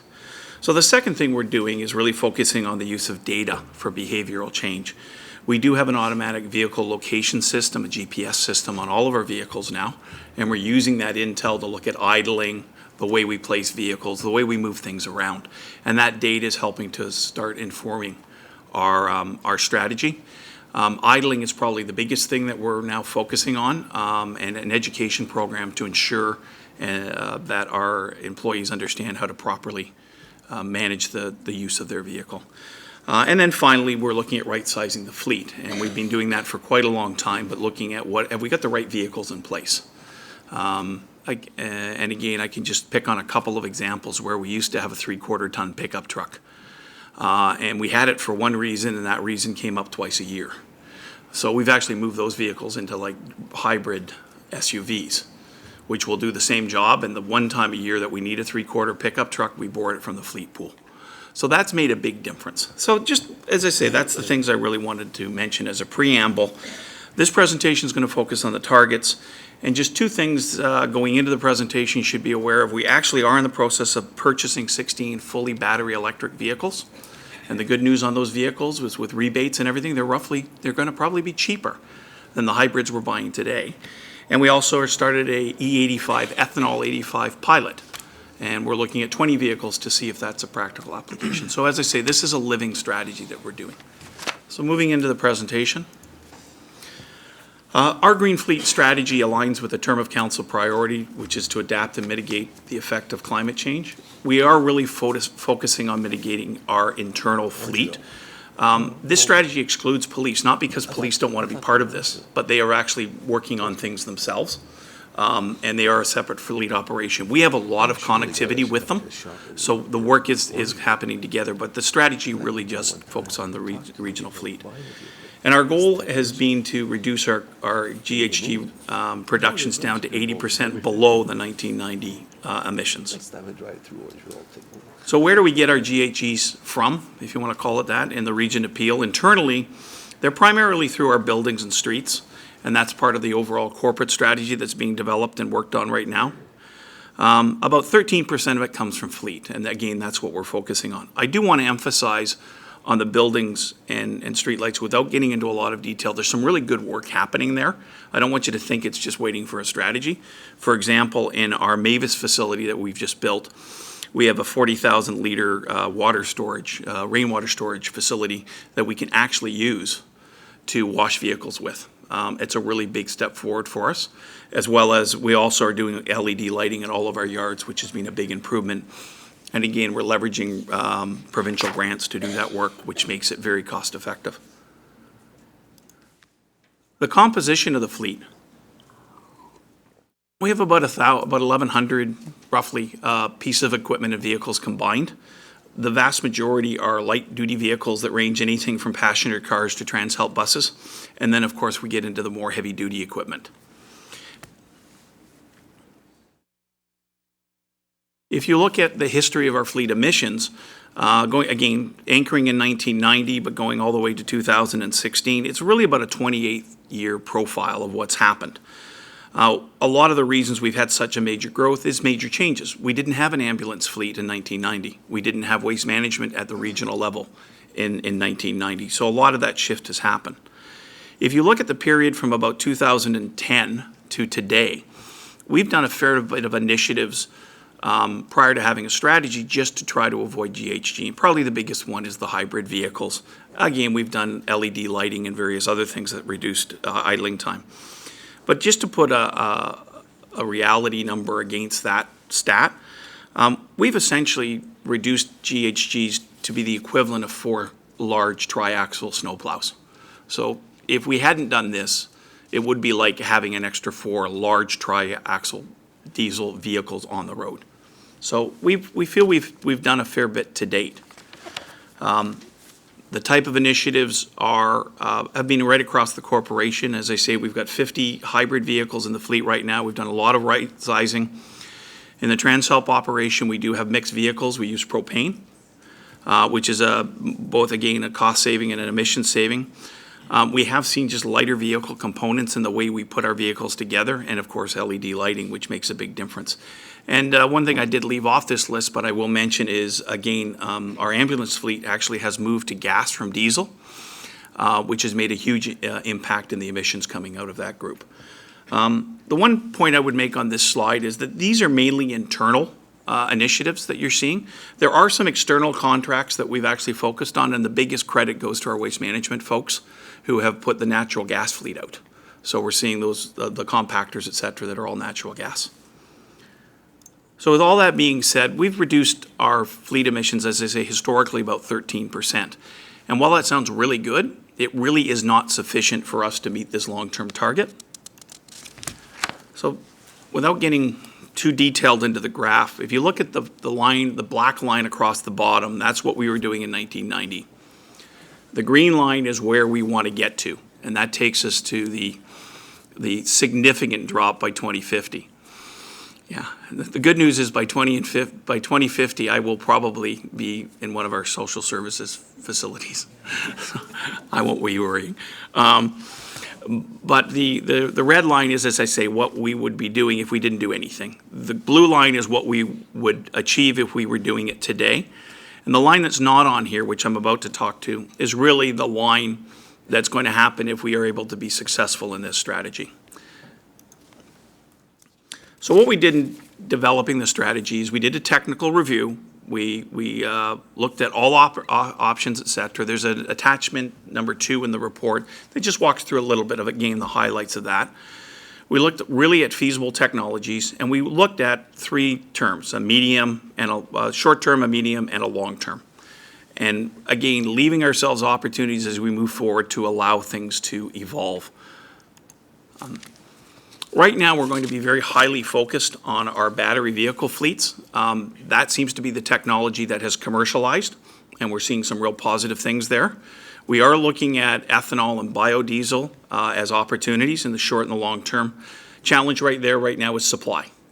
So the E85 pilot that we're doing right now, the ethanol 85, we have secured some supply, but it is not a huge supply chain. And we are going to be paying a bit of a premium to get that. But we're going to use that as our pilot and see if it works or not. And again, we're also looking at the possibility to moving to a compressed natural gas. And I'd also put hydrogen in the list here. That product is developing too. And that'll be in the later years. So based, as a presentation, it's a little strange to give you a strategy and end on the note that says we're not going to meet the target. But given the technologies we have today and what we're trying to do by 2050, we don't have any magic pill that's going to get us there. So this is, again, going to be a journey. We believe we can get to 65% below the 1990 emissions. But we also know that technology will change. And that's really what part of this journey is going to be, is to see how we manage our fleet in terms of technology. And one of the big advantages of fleet is you only have about a 7 to 10 year life on a vehicle. So if you do something and something better comes along, you're going to wait a little while. You're not going to jump to it immediately, but you're going to turn the fleet over again. So this, as I say, is going to be a journey that we continue on to keep looking at what those possibilities are. And it's always going to be a balance between doing the latest and greatest and finding something that's sustainable. So with that being said, as I say, we've got about 15 preliminary strategy actions we're working on. We can complete the majority of these within the existing fleet budgets. The big dollars and the big question marks, which will be in front of you down the road, will be whether we go into a lot of infrastructure for either natural gas or a compressed gas, or whether or not we consider paying a premium for something like a high octane or a high ethanol fuel as compared to regular gasoline, which may give us a great GHG benefit, but will obviously drive up our operating costs. And as I say, we're not in a position to put those forward right now. Anytime we get to that and we have the evidence that necessary we will put that forward at that time. So thank you very much. Okay, we have a couple on the board. Councillor Groves. Thank you, Mr. Chair. I don't have a question. I just want to say thank you to Sean for his presentation and for the leadership role that he's taken in this. And I just wanted this is Public Works Week, if you're not aware. So I just wanted to comment and just thank Jeanette. You talk about good team, Sean, but I think it takes a good leader. And under Jeanette's leadership, I think she's done an outstanding job in working with her team. So I just wanted to say thank you. It was great going out in the snow plow and to see how you guys plow the roads and do all that you do. You're leading in everything, whether it's keeping the roads clear and safe or to reducing GHGs or to reduce waste or whatever it is. I can honestly say that you're doing an excellent job and my residents don't have any complaints. So you guys make us look really good, so thank you. Thank you very much. Mayor Thompson. Yeah, I have a couple of questions here. One is, I know we're talking about green, but one thing is the salt reduction. And I know we got that technology we're using, the plows and road temperatures and different things. And where are we and why isn't that part of it? I know it's fuel, but also it's the salt usage is part of it, is it not? And it involves your fleet. Yeah, so without sounding like we have silos through you, Madam Chair, we are working closely with our transportation folks. We have accountability for maintaining those vehicles and so they actually do have that SALT strategy going and we're constantly communicating as how does that relate. So for on the AVL system, as you mentioned, they have a very specific system that gives them road temperature, what the usage and everything else. And in fact, we're supporting them right now and looking at some salt processing facilities. So they're not completely separate. They are part of the mix. Yeah. No, I just wondered why we were not incorporating it, and I know I had one down for hydrogen, but you answered that for me because I didn't see it in the report. The one thing is, because we've been out for FCM, Calgary and Edmonton have been using electric trucks, part of that pilot project. Have you heard how that's been working, especially with the cold? They wanted a range of temperatures, and that's why they picked the two cities, but And we're through you, Madam Chair, we are monitoring what's going on in that area.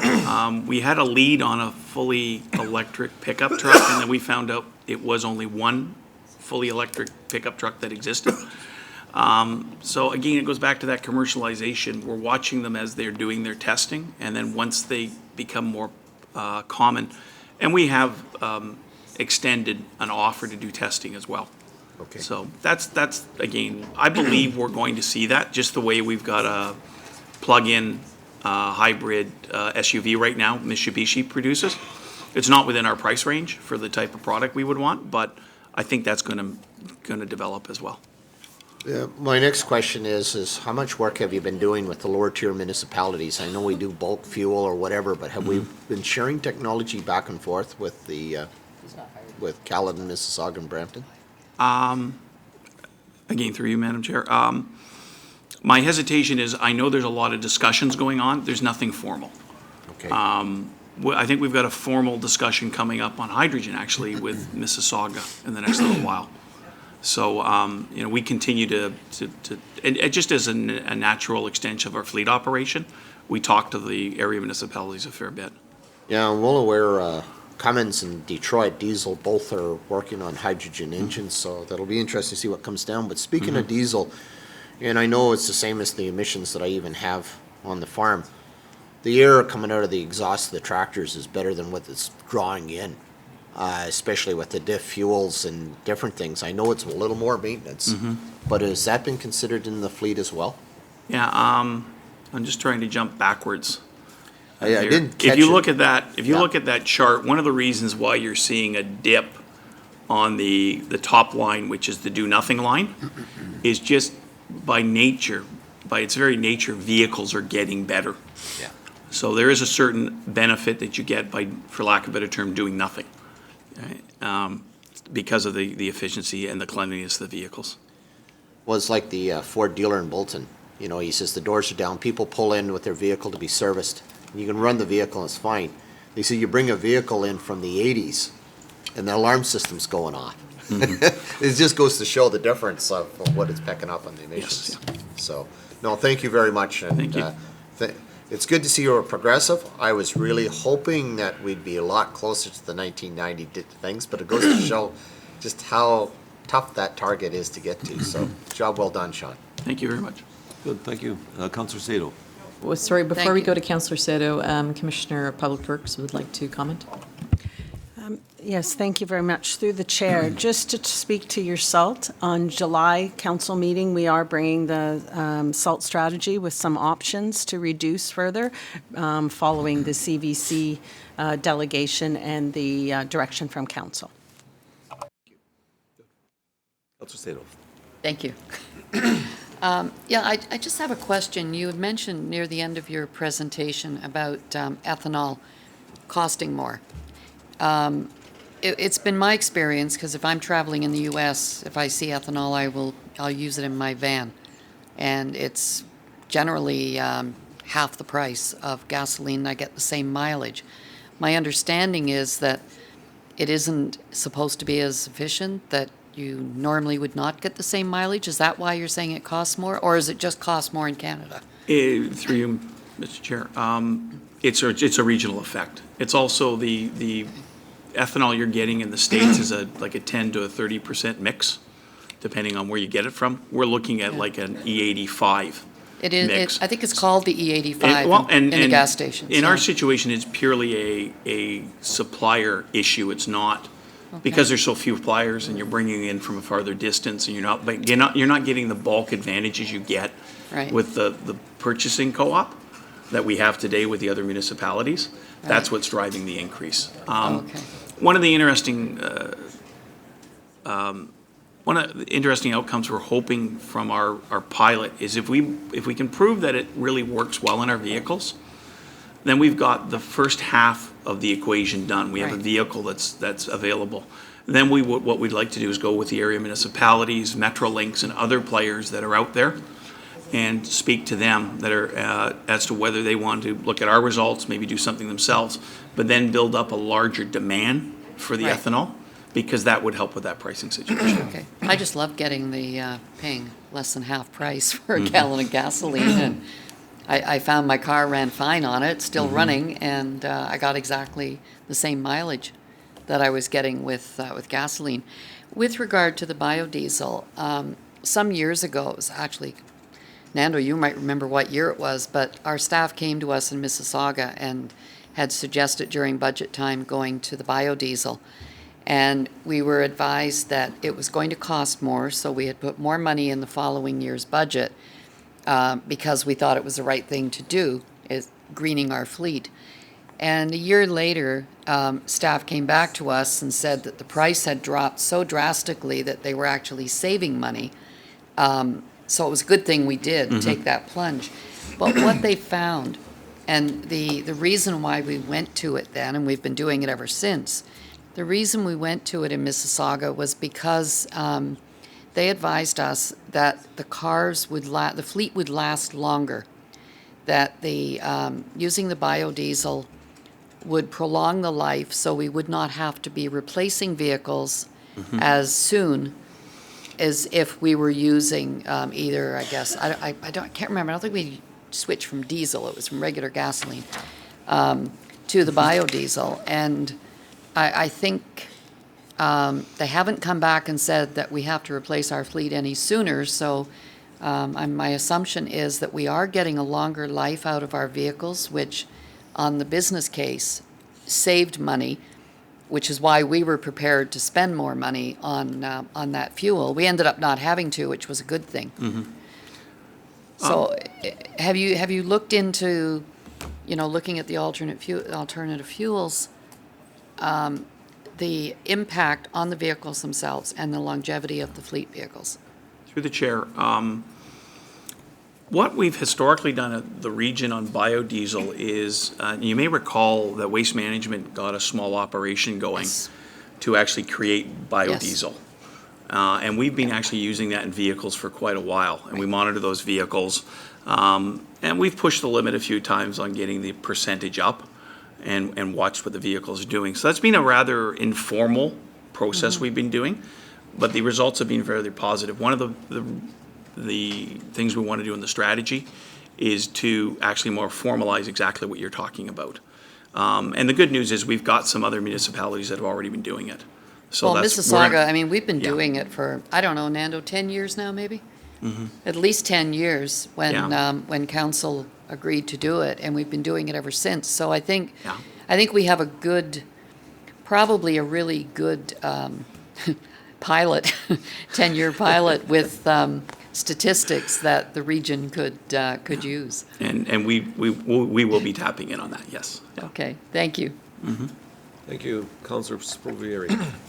Thank you, Mr. Chairman, and thank you, Sean, for the presentation.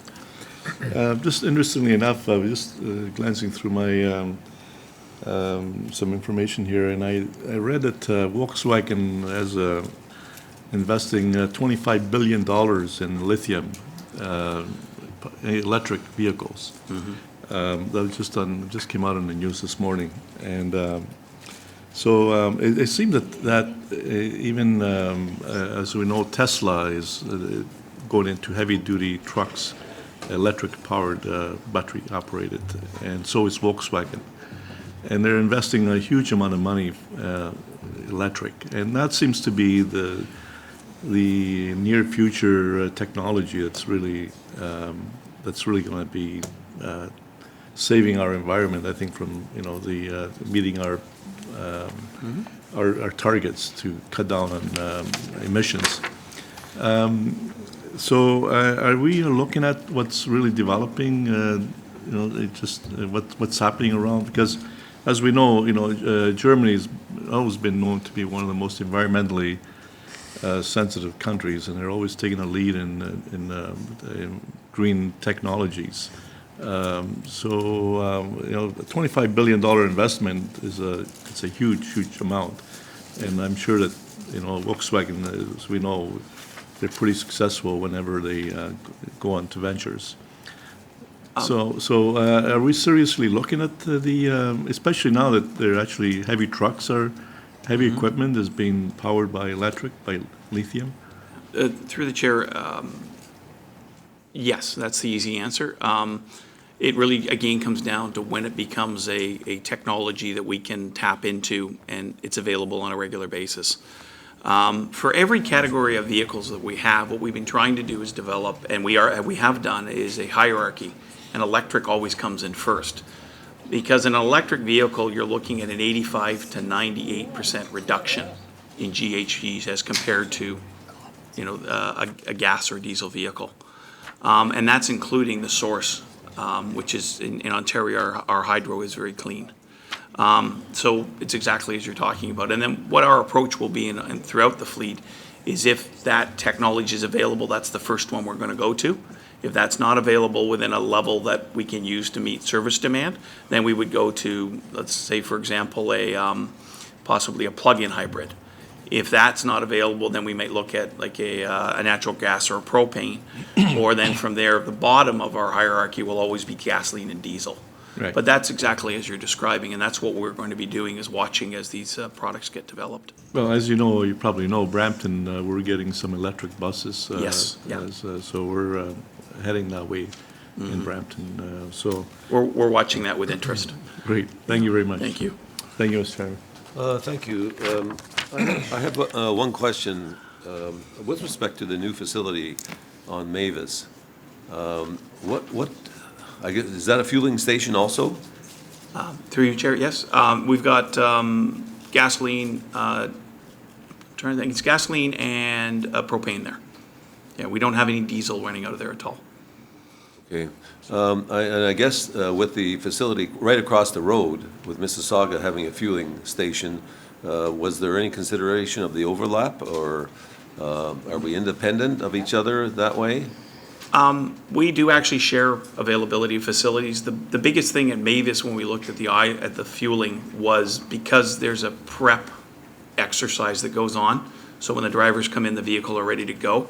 Constantly moving the vehicles across the road would have created not only inefficiencies, but a little bit of a hazard to the situation. And when's that facility ready for August. operation? We're looking at August.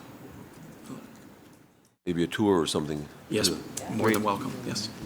Okay, seeing no further questions, this is for receipt. Moved by Mayor Thompson, seconded by Councillor Kovac. A show of hands, all in favor? Thank you. Back to you, Madam Chair.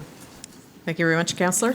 Before we move into notices of motion, our CAO would like to briefly address Council and our Commissioners. Thank you, Madam Chair.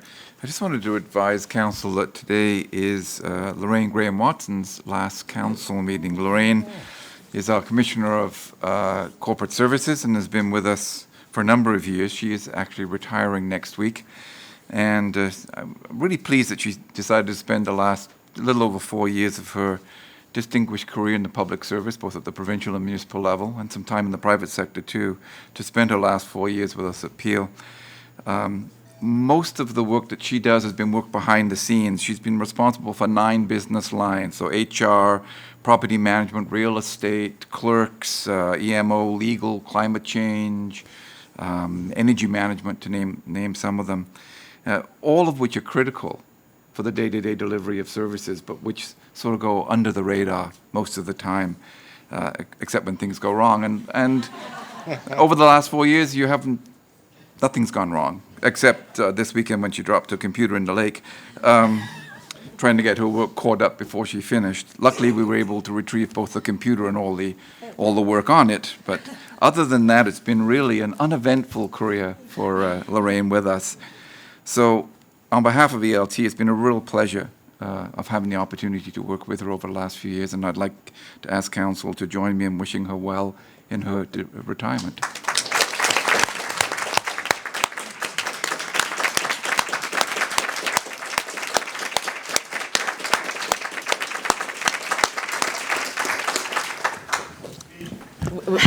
Lorraine, would you like to say a few words? Well, just a couple, yeah. Just thank you all very much. I really appreciate the recognition, and it has been a pleasure.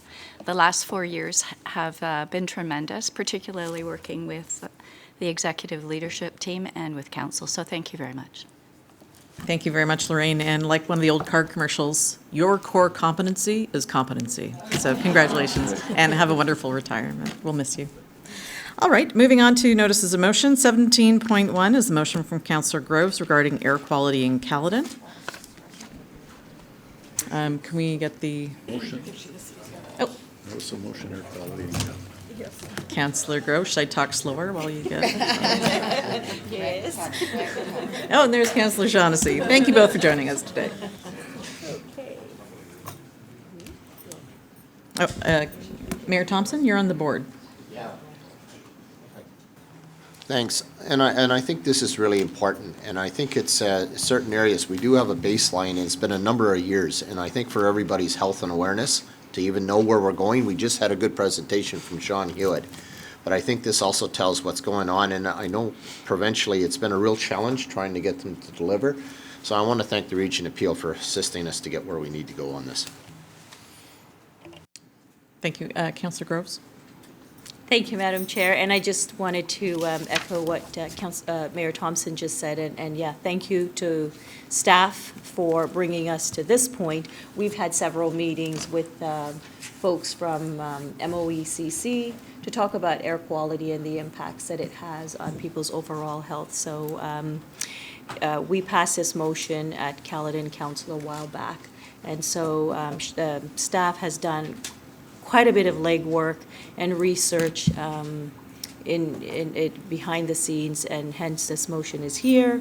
And I do believe that GHGs and climate change and all the things that's happening with all that does have an impact on people's overall health. So this is just to make sure that we know what's happening. One of the things that I'm most concerned about is fine particulate matter. That's the stuff you really can't see. That's the stuff that's lodging into people's lungs and causing a whole lot of other health issues with respiratory illness and other things. So, yeah, thank you. Thank you. Councillor Parrish? Well, I was just told to be really nice, and that's, so I'm going to be really nice. First of all, is there a cost to this to the region? No?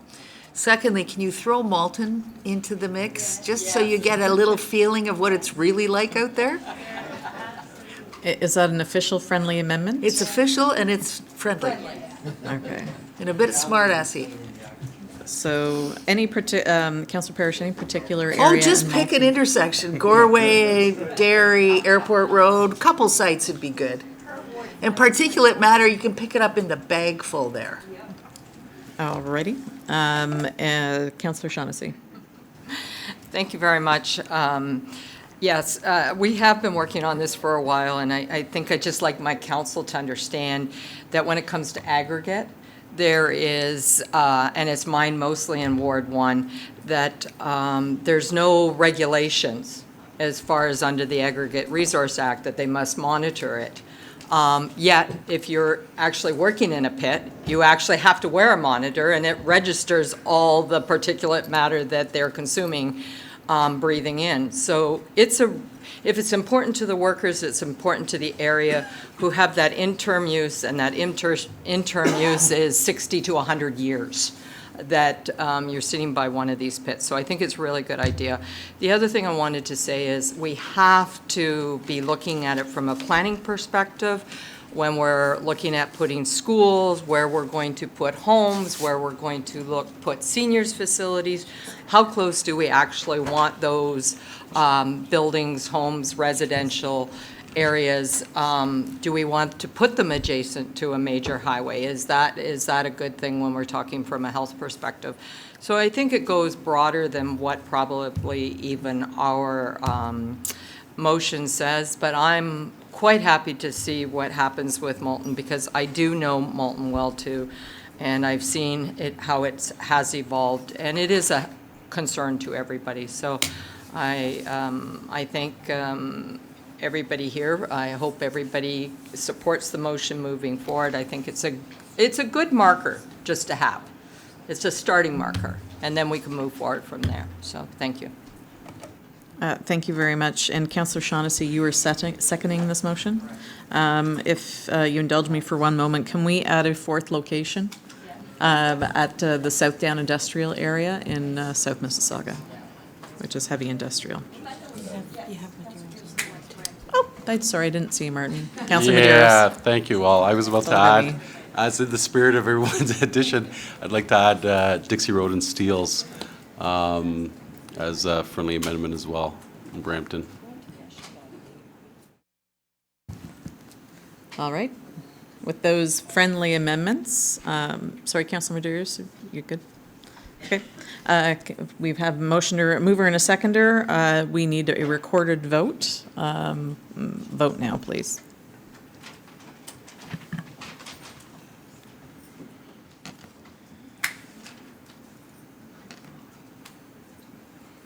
And it's carried.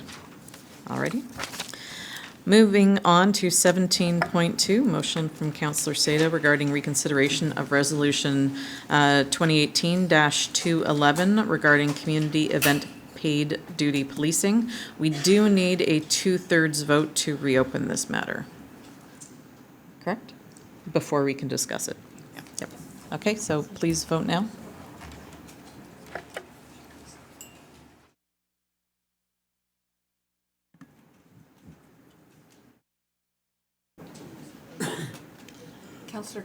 Councillor Groves, Councillor Unique, if you could vote. Still flashing.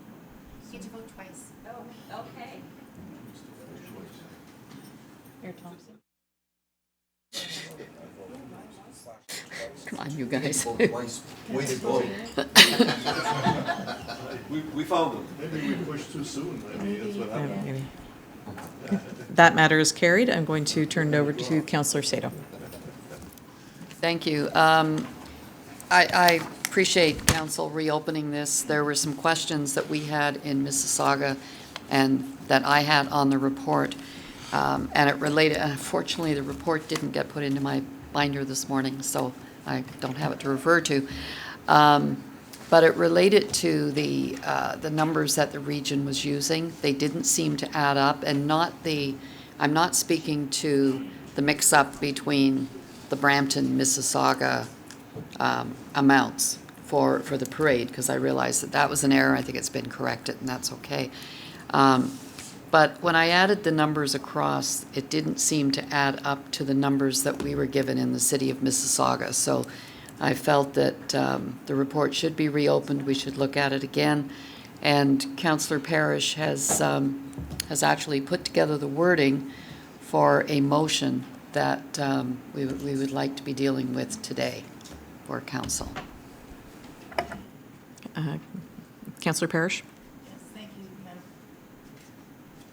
Thank you, Madam Chair. If we could get it put up on the screen. I've collaborated with Councillor Sato and Councillor Jeffrey and actually Catherine to try and get this done properly this time. There's a bunch of, my screen has funny things on it. Mine does too, just for It's a technical issue. We can't get it up. Can we make copies? Yes.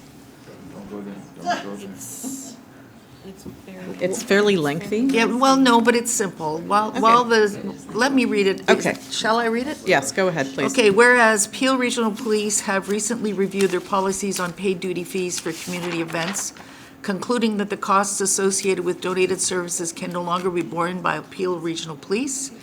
And whereas Peel Regional Police policy for 2018 events offers guidelines for paid duty subsidies incorporating the following definition: paid duty provided for charitable, religious, historical, cultural, public interest, or other similar events requiring police services.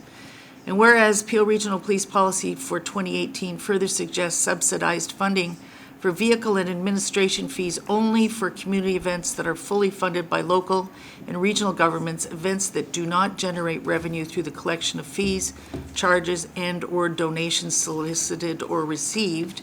And whereas the new Peel Regional Police policies added unexpected costs to a series of Brampton and Mississauga events after 2018 grant applications were approved and most sponsorship campaigns were completed.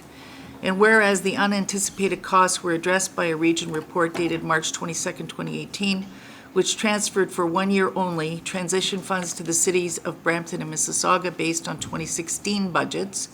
And whereas there are some community and religious events which have automatically received subsidized paid duty funding, while others have not been approved for funding. And whereas most events, even those designated municipally run events, receive some funds through sponsorships and in-kind donations.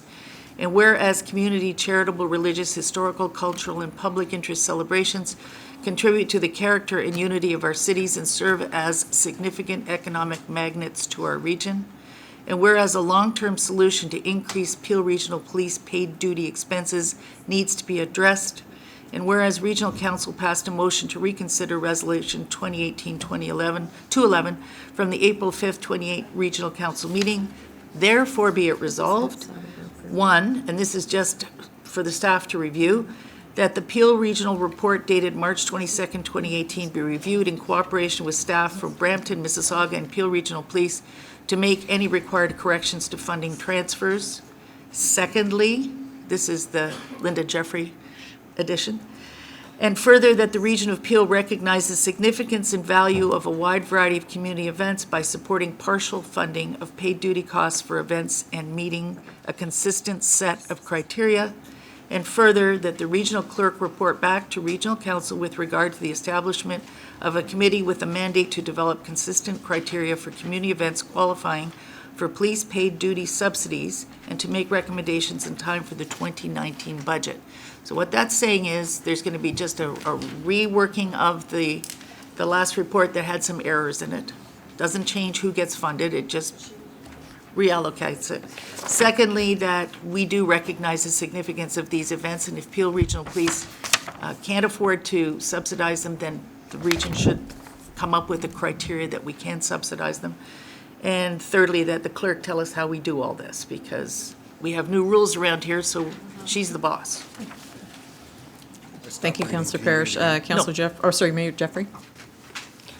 So I just wanted to speak in support of this motion, and I appreciate Mississauga taking the lead on this one. Councillor Parrish and I both showed up to Nugger Keaton in Malton, and it almost didn't happen because of the changes that have happened to the policy. So we actually talked about this issue at a Peel Regional Police retreat a few days ago, and Councillor McFadden and Chair Dale are in agreement with this based on the conversation we had then. So at the end of the day, the reports that were given to us as a council had errors in it. Consultation wasn't as extensive as we would have liked, so there were errors made in some of the numbers that came from the police, and some of the numbers that were chosen to be given to the City of Brampton and Mississauga were also not correct. I guess my challenge has been always that this was transitional funding, and I believe the region has a responsibility to do more than transitionally fund these events. I think they provide economic development to all of our region. So I am completely supportive of this, and I would say that these parades are more than parades. They actually attract people from around the world. They're good economic drivers for our communities, and I want to get it right, and I think this motion allows us the time and the participation of both communities initially to work with the other stakeholders to make sure we get it right. So I'm entirely supportive of this motion. Thank you, Councillor Parrish and Councillor Sato. Thank you very much. Councillor Medeiros.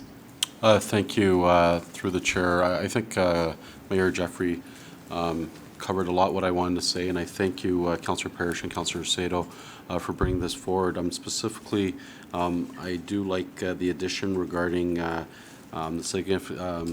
I guess the Mayor Linda Jeffrey edition where we talk about partial funding for paid duty costs.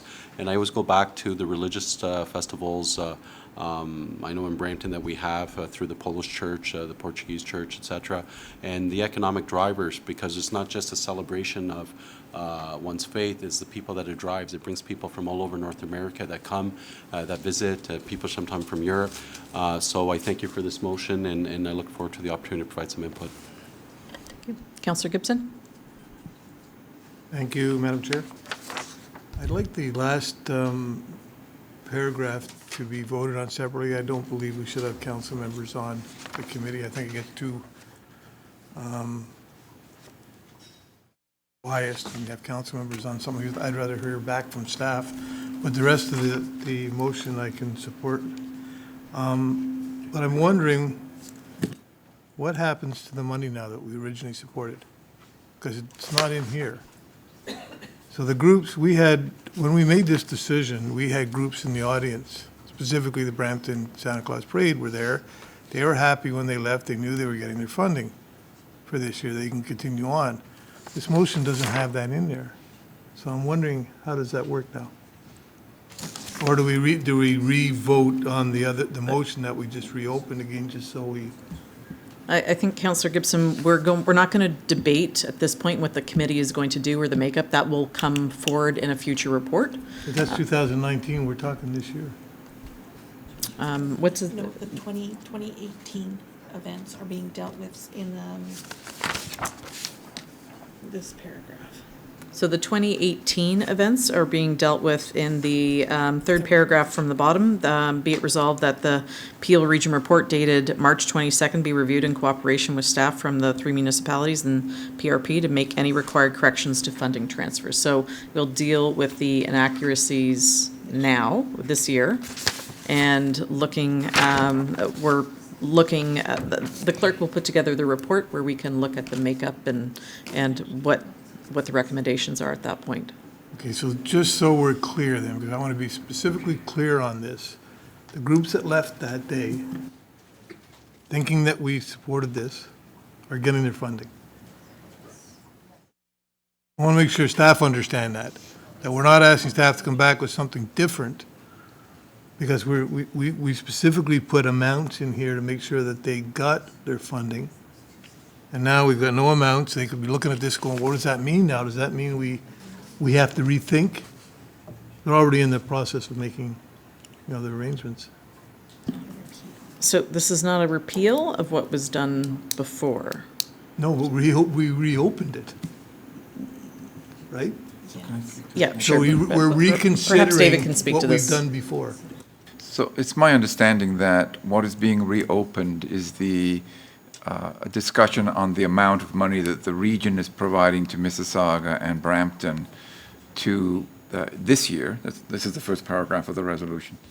To make sure that it accurately reflects the demands on those two cities for the activities this year.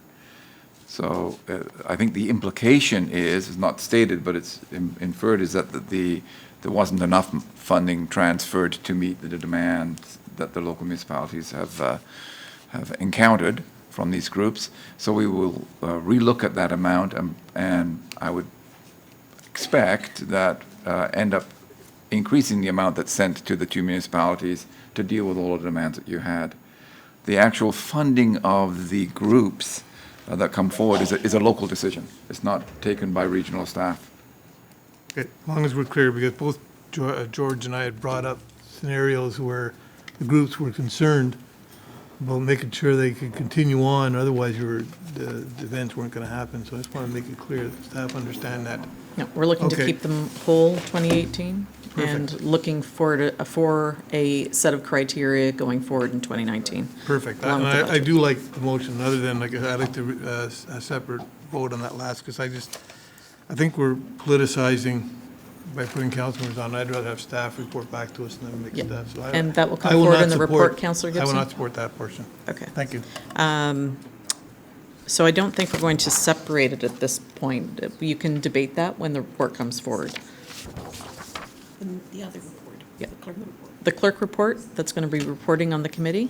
You can debate the makeup of the committee and anything that comes out of that report at that time. All right? Councillor Sparvieri. Thank you, Madam Chair. In the report, can the issue of Toronto be addressed? My understanding is that Toronto, the police, there's no charge for these type of events in Toronto, and I'd just like to find out whether it's the City of Toronto or whether it's City of Toronto Police that are actually covering the costs for these events. So can that be addressed in the report? I think the issue, Councillor, is that it was the Police Services Board that made the decision. Yes. So we're not looking at that piece. Well, I was wondering what's happening in Toronto. Maybe we can give just an outline of what's happening in other jurisdictions, but we can't overturn the police board decision. I understand that. Okay, thank you. Thank you very much. Any further discussion on that item? Okay, we'll call the vote.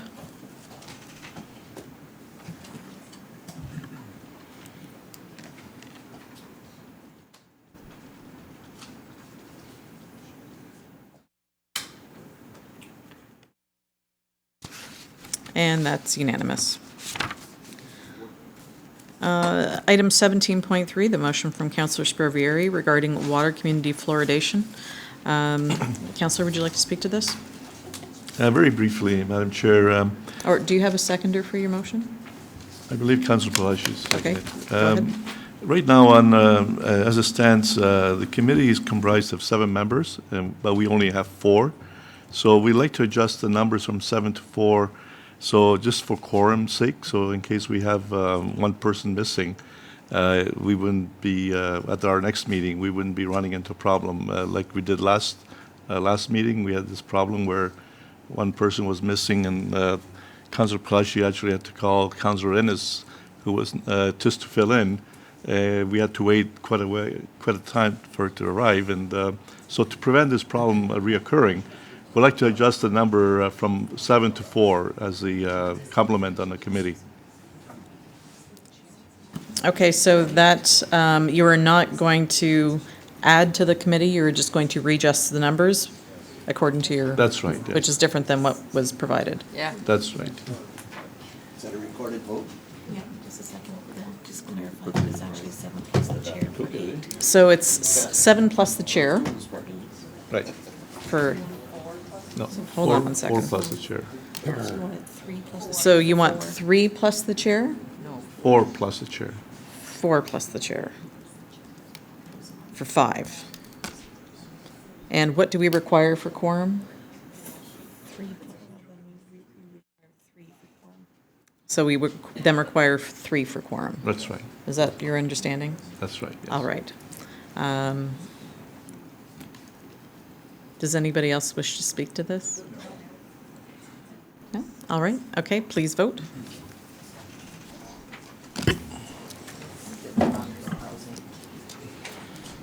Same thing. Whoever votes against it's automatically on the committee. Okay, that carries. Just go back to... All righty. And that the bylaw listed on the Regional Council agenda, being bylaw 32-2018, be given the required number of readings, taken as read, signed by the regional chair and the regional clerk, and the corporate seal be affixed thereto. Can I get a mover and a seconder? Councillor Fonseca, Councillor Groves. All in favor? Is this a recorded vote? Just a show of hands. Carried. Thank you very much. And that bylaw 33-2018 to confirm the proceedings of Regional Council at its meeting held on May 24th, 2018, and to authorize the execution of documents in accordance with the Region of Peel bylaws relating thereto, be given the required number of readings, taken as read, signed by the regional chair and the regional clerk, and the corporate seal be affixed thereto. Can I get a mover and a seconder? Moore and Starr. There we go. All in favor? Carried. Then, and a motion to adjourn. Councillor Unica. All in favor? Lunch is served. Carried. Lunch is served.